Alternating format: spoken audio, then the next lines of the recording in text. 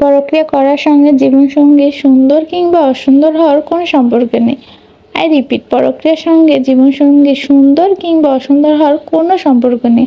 আপনি সুন্দর তাই বলে আপনার সঙ্গী আপনার সাথে চিট করবে না, এটা নিতান্ত আপনার ভুল ধারণা।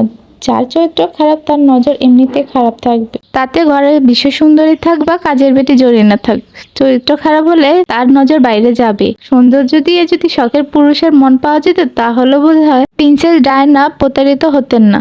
যে সত্যিকারে ভালোবাসতে জানে সে কখনো আপনার সৌন্দর্য কিংবা ঐশ্বর্য দিয়ে বিচার করবে না। কথা বলে না, লাইট অফ করলে তো সব জিনিসই কালো, তবুও রাস্তার জিনিসের প্রতি তাদের আকর্ষণ কেন যেন একটু বেশি হয়। আল্লাহ সকল নারীকে একই ধাঁচে তৈরি করেছেন, ঠিক তেমনি পুরুষকেও আল্লাহ সব পুরুষকে একই রকম ভাবে সৃষ্টি করেছেন, শুধু পার্থক্য শুধু গায়ের রঙই। তবুও মানুষ গাছেরটা ছেড়ে তলারটায় কুড়াতে চায়। সত্যিকারের ভালোবাসা কখনো গায়ের রং দেখে আসে না। যে একবার বাইরে নজর দেওয়া শিখে গেছে সে আর কোনো কিছুর বিনিময়ে ঘরে ফিরবে না।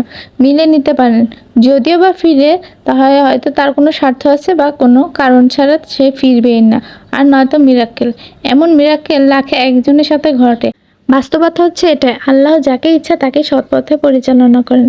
তাই পার্টনারের প্রতি অন্ধবিশ্বাস না রেখে নিজেই সজাগ থাকুন, তখন দিন শেষে ঠকলেও নিজেকে সামলাতে পারবেন।